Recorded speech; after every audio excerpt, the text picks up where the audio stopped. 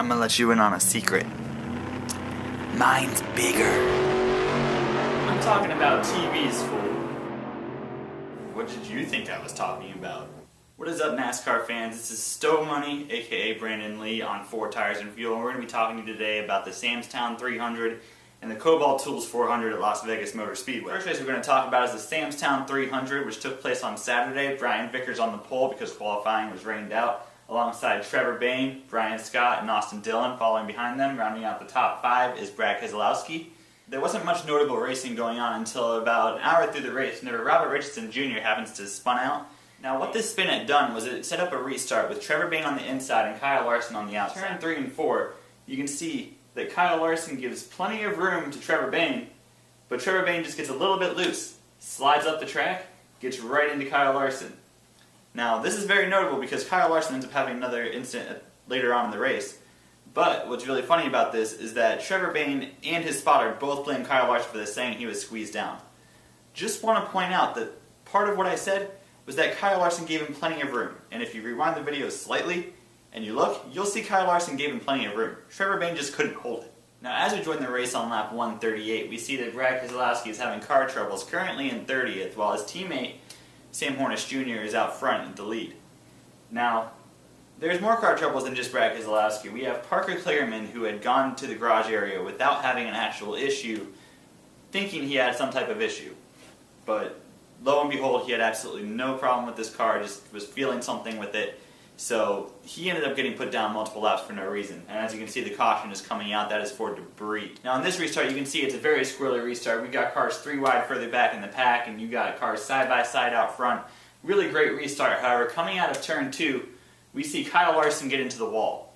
He gets tagged by another car, gets set on fire.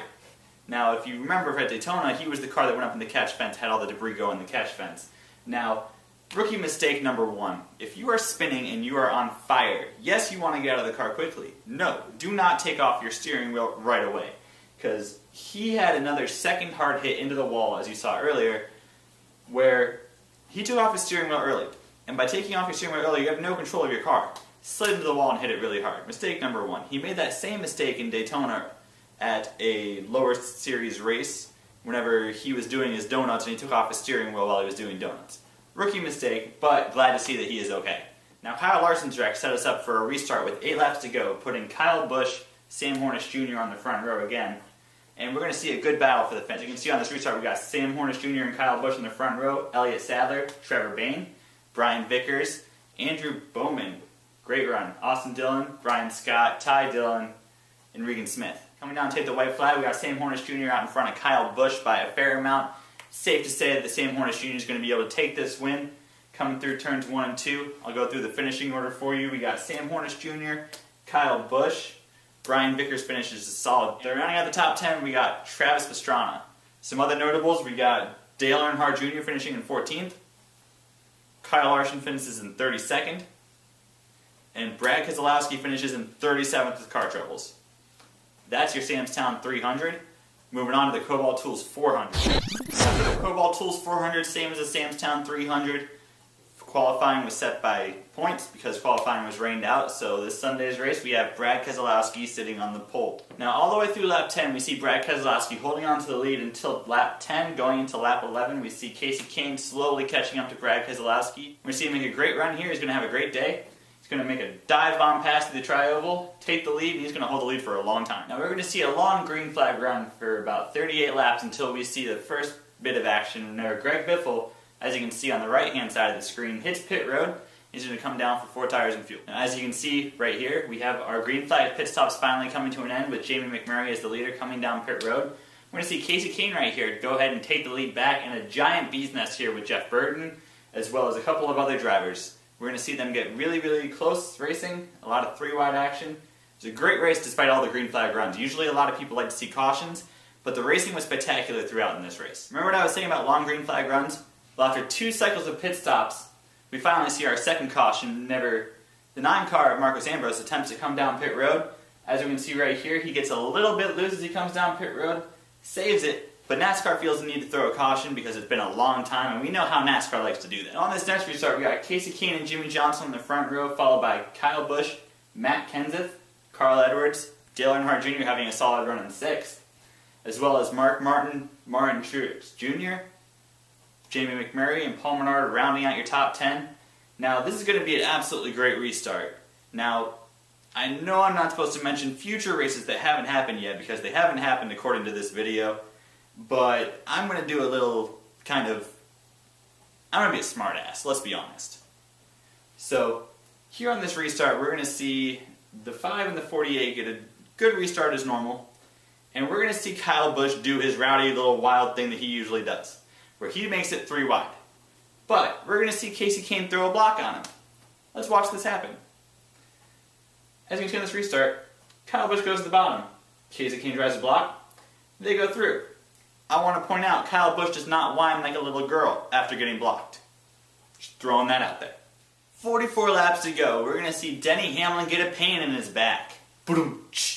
Reason being, 93 car Travis Kvapil is going to blow up and totally ruin his pit strategy. Now what's interesting about this 93 car blowing up is that Danica Patrick, that wheel woman, she's right behind him and goes right through the oil. She ends up backing it into the fence slightly, gets a little bit of damage. Can't really tell from that view, but she does end up with some right rear damage, and that's going to put her not much further back because she was already in the back as it was with a really ill-handling car. Now on this restart with 38 laps to go, we see Brad Keselowski back out in front where he was at the beginning and Matt Kenseth out in front. This is done through strategy. They took no tires on the pit stops under the caution whenever Travis Kvapil blew his engine. All the cars behind him took 2 tires. What makes this even more interesting, they spun the tires on the restart, making them get really squirrely at the beginning, 3 wide even going into turn 2. See Jimmy Johnson have to check up so he does not get into Brad Keselowski, causing all kinds of bottlenecks going on, allowing Junior to go up to 3rd place, which is really great for him. And joining the race back again on lap 33, we can see that there's a battle up front with the 5 and the 88. That's for 3rd place. But what's really going to be funny is that, remember Mr. Lucky Dog? Mr. Ryan Newman right here? Yeah, he blows an engine. So this is the 2nd week in a row now he has had car troubles. First it was a tire, now it's an engine. I don't think Quicken Loans is going to loan him anymore after this one. Now 27 laps to go, we're going to see Kasey Kahne line up in the 2nd row. He was put back on the earlier restart because Tony Stewart blocked him into his pit stall. Tony Stewart blocking, go figure.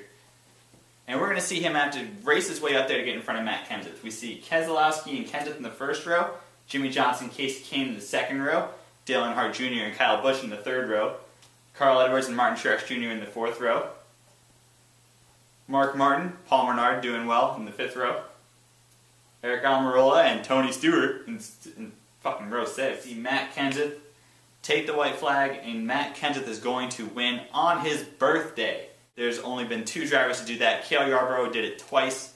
Kyle Busch has done it before. But to round out the finishing order on the final lap, we are going to see the 20 car take the win, 5 car come in 2nd. We're going to see Brad Keselowski 3rd, followed by Kyle Busch. We're going to see the 99 car of Carl Edwards. See the 48, 88, 56. We're going to see Kevin Harvick, 27. That's going to round out your top 10. Some other notables, in 11th is the 14 car. 12th is the 22 car. We're going to see in 15th Denny Hamlin come across the line. 25th is going to be Jeff Gordon. Alright, I swear it's a sign that I should not mention Danica Patrick because my camera died right as I was about to mention one place she finished in, so now I'm not going to mention her. But getting down to the topic for this week, my picks for the championship are going to be between Matt Kenseth and Kasey Kahne. It's going to come down to those two just as it did at Las Vegas Motor Speedway. I think it's going to end up being Kasey Kahne though, since he has the consistency at Hendrick Motorsports. He's been there for more than one season. He's going to be the one who pulls it out over Matt Kenseth as the champion for 2013. Thanks for watching. This has been Stohmoney on 4 Tires and Fuel. Be sure to subscribe to us on YouTube, like us on Facebook, follow us on Twitter, share with your friends because I think we're pretty badass, in my opinion. So thanks for watching. Peace out.